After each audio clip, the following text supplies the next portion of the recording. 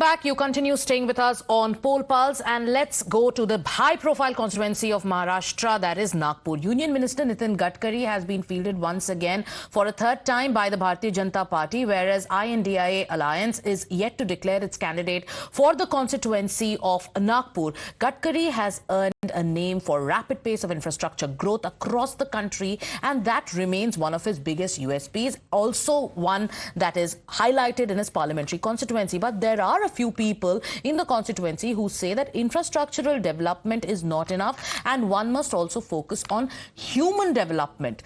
People have also highlighted the issue of migration in search of jobs and inflation, among other issues, when we spoke to them. Take a look. Battle for Lok Sabha polls have begun. We are present at the extreme corners of Maharashtra, in eastern part of Maharashtra, at a high-profile constituency, that is Nagpur. And from here, for the third consecutive time, Union Minister has been fielded again, Mr. Nitin Gadkari. And we have people from Nagpur, the locals out here. Let's try and understand what are the regional issues: development, infrastructure, health facility, education and all. अगर मैं बात करूं, एक बार फिर से नितिन गडकरी जी को ticket तो दी गई है, लेकिन किस तरीके का विकास यहाँ पर हुआ है और पिछले 5 सालों में अब तक, अगर मैं पूछना चाहूँ? पिछले 5 सालों का इतिहास देख लो और उसके पीछे का इतिहास देख लो 14 के पहले का, कि नागपुर क्या था और आज नागपुर क्या है. नागपुर एक डेवलपमेंट की ओर बढ़ा है. नागपुर शहर ने कभी मेट्रो का सपना नहीं देखी थी, वो मेट्रो आज नागपुर शहर को मिली है. नागपुर शहर ने कभी सीमेंट के रोड इतने प्रमाण में नहीं थे, वो आज मिले हैं. और शहर को जोड़ने वाले सभी ओवर ब्रिजों का काम नागपुर शहर में चालू और कुछ कंप्लीट हो चुके हैं. 7 वचन से पार्टी के उतरो, जो वहाँ पे इतने भयंकर एक्सीडेंट होते थे, लोग मरते थे, कई लोगों ने अपनी जान गंवा चुकी है. पार्टी ये सबको मालूम है. और आज जो ब्रिज बना है, 5 मिनट के अंदर में तुम आज पार्टी पहुंच जा रहे, आपको समय नहीं लग रहा है. डेवलपमेंट के नाम पर सिर्फ धोखा हुआ है. नागपुर की आम जनता को एम्प्लॉयमेंट नहीं है, भूखमरी है, आए दिन यहाँ लूटपाट, हत्या की वारदातें बढ़ रही है. पुल तो बना लिए, मेट्रो तो बना लिए, अरे पुल पे गाड़ी चलेंगी तो पेट्रोल डालने के लिए पैसा कौन से युवा के पास है? युवा का हाल आज बस से बदतर होते जा रहा है. एम्प्लॉयमेंट की फिक्र नहीं है. खुद की कोठियाँ बन रही है, खुद के बंगला बन रहा है, उसके लिए रोडों को इस तरीके से काटा जा रहा है कि हॉकर्स का हाल बेहाल है. जिनका कमाई वाली दुकानदार थे, जो 40-40, 60-60 साल से दुकान लेकर बैठे थे, उनकी दुकान तोड़ दी गई. उनको शहर के बाहर दुकान दे रहे हैं. करना है करो. एक तरह की डिक्टेटरशिप चालू है. कहीं ना कहीं इंडस्ट्रियल जो माइग्रेशन हो रहा है, क्योंकि जो पैसा मिलना चाहिए लोगों को नहीं मिलता, इसके लिए वो पूना, मुंबई की तरफ जाते हैं. कैसे देखते हो सर? बिल्कुल, देखिए सर, डेवलपमेंट 2 तरीके से होता है. एक टाइम बाउंड होता है और एक नियत से होता है. टाइम बाउंड डेवलपमेंट इंडिया में, नागपुर में जो हो रहा है, पाकिस्तान में भी हो रहा है, नेपाल में भी हो रहा है. एक अपने इंटेंशन से, अपनी नियत, अपने एफर्ट से जो डेवलपमेंट होना चाहिए, उसमें सिर्फ 2 रोड बनाना, 4 मेट्रो स्टेशन बनाना, ये काफी नहीं है. सबसे बड़ा चीज है हमारा एम्प्लॉयमेंट जनरेशन, जैसे वसीम भी बोल रहे थे. तो एम्प्लॉयमेंट जनरेशन होता है इंडस्ट्रियलाइजेशन से. इंडस्ट्रियलाइजेशन हमारे नागपुर में अभी 0 के बराबर है. जो इंडस्ट्रीज आज से 25 साल पहले थी, हार्डली 1 या 2 बढ़ी है. मेडिकल इंफ्रास्ट्रक्चर भी एक बड़ी समस्या है. कहीं ना कहीं प्राइवेटाइजेशन बढ़ता जा रहा है. और ऐसा अगर नागपुर की बात करें तो जो गवर्नमेंट मेडिकल कॉलेजेस है, गवर्नमेंट हॉस्पिटल्स है, उसको किस तरीके से, मतलब आप देखते हैं, आपने देखा होगा, सर्विसेज कैसी? आज इतना बड़ा भारत के अंदर में एम्स का बड़ा डेवलपमेंट हुआ है. बाहर देशों से, बाहर अपने भारत के भूमि से एम्स में आके कईयों की समस्या का समाधान होता है. मेडिकल में भी जो इससे पहले 2014 में हमने प्रकृति का हाल देखा है, जिस प्रकार वहाँ पे गौर, गरीब, शोषित, पीड़ित लोगों के ऊपर अन्याय अत्याचार होता था, उनको दवाई नहीं मिलती थी, ट्रीटमेंट नहीं मिलता था, वो तड़प के मर जाते थे. आज इतना डेवलपमेंट दवाखानों का हुआ है और उसके बाद में जो नागपुर में एम्स आया है, ये बहुत बड़ी हमारी उपलब्धि है.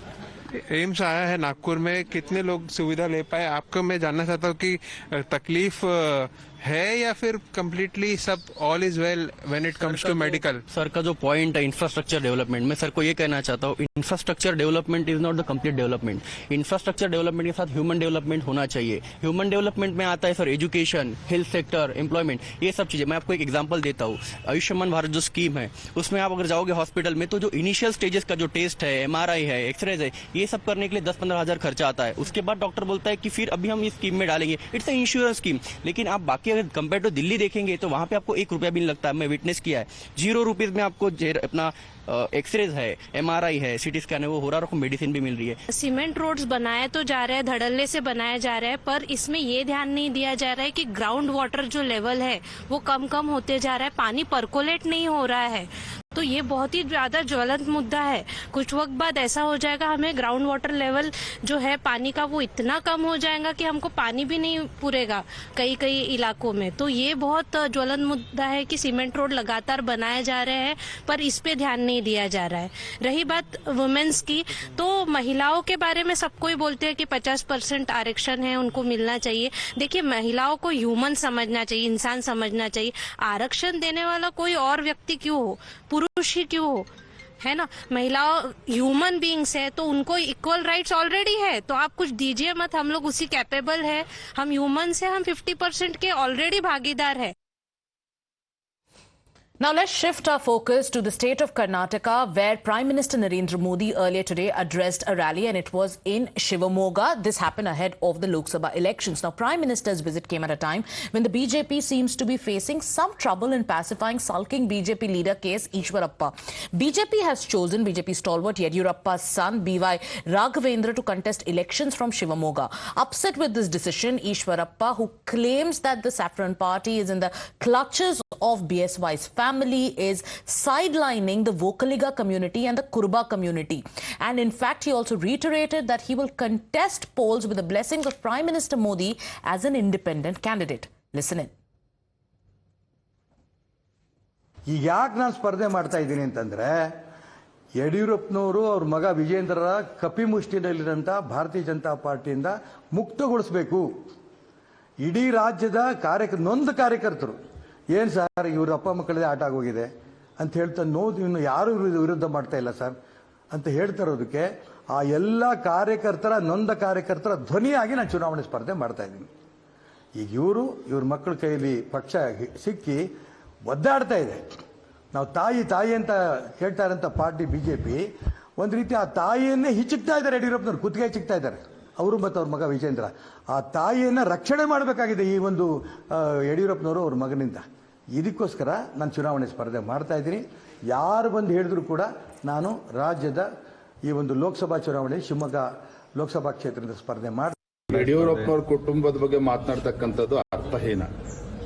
ಇವತ್ತು ಭಾರತೀಯ ಜನತಾ ಪಾರ್ಟಿ ಕರ್ನಾಟಕ ರಾಜ್ಯದಲ್ಲಿ ಇಷ್ಟು ಸದೃಢವಾಗಿ ಬೆಳೆದು ನಿಂತಿದೆ ಅಂತ ಹೇಳಿದ್ರೆ ಲಕ್ಷಾಂತರ ಕಾರ್ಯಕರ್ತರ ಒಂದು ಶ್ರಮ ಇದೆ, ಪಕ್ಷದ ಹಿರಿಯರ ಒಂದು ಅವಿರತ ಹೋರಾಟ ಇದೆ. ಯಡಿಯೂರಪ್ಪನವರು ಪಾದಯಾತ್ರೆಯಿಂದ ಹಿಡಿದು ಸೈಕಲ್ ನಡಿಗೆಯಿಂದ ಹಿಡಿದು ನಗರಕ್ಕೆ ಸೀಮಿತ ಆಗಿದ್ದಂಥ ಭಾರತೀಯ ಜನತಾ ಪಾರ್ಟಿನ ಪ್ರತಿ ಹಳ್ಳಿಗೆ ಮನೆಗೆ ತಲುಪಿಸಿದ್ದಾರೆ. ಅದರ ಪರಿಣಾಮ ಇವತ್ತು ಭಾರತೀಯ ಜನತಾ ಪಾರ್ಟಿ ಇಷ್ಟು ಒಂದು ಸದೃಢ ಆಗಿರ್ತಕ್ಕಂಥ ಒಂದು ಶಕ್ತಿ ಹೊತ್ತು ಭದ್ರ ಬುನಾದಿ ಹೊತ್ತು ಭಾರತೀಯ ಜನತಾ ಪಾರ್ಟಿ ಸಿಕ್ಕಿದೆ.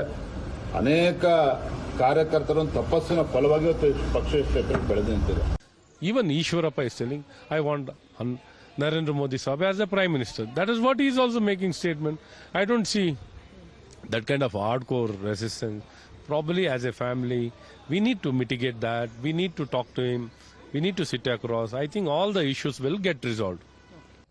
Now in Karnataka, there's another BJP leader who seems to be upset. We're talking about former Karnataka Chief Minister and Union Minister Sadananda Gowda, who is also upset, and this is what we are hearing. He's a sitting MP from Bengaluru North, and why is he upset? He's upset over the denial of ticket from the same seat.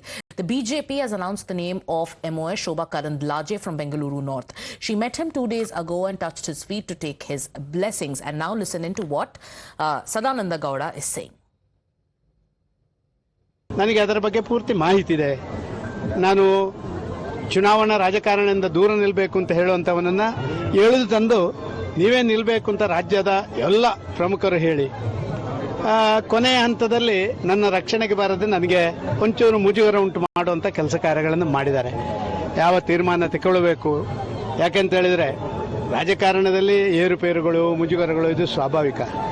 ಆದರೆ ತಿಳ್ಕೊಂಡು ಸ್ವಾರ್ಥಕ್ಕಾಗಿ ಯಾರನ್ನೋ ಬಲಿ ಕೊಡುವಂಥ ಕೆಲಸ ಕಾರ್ಯಗಳನ್ನು ಮಾಡಿದಾಗ ಮನಸ್ಸಿಗೆ ನೋವಾಗುತ್ತೆ. ಎ ಪಾರ್ಟಿ ವಿತ್ ಡಿಫರೆನ್ಸ್ ಅಂತ ಹೇಳುವಂಥದ್ರಲ್ಲಿ ಏನೂ ಉಳಿದಿಲ್ಲ ಕರ್ನಾಟಕ ರಾಜ್ಯದ ನಮ್ಮ ಪಕ್ಷದಲ್ಲಿ ಅಂತ ಹೇಳುವಂಥದ್ದು ಮನಸ್ಸಿಗೆ ನೋವು ತಂದಿದೆ. ಇದರ ಬಗ್ಗೆ ನಾಳೆ ನಾನು ಎಲ್ಲವನ್ನ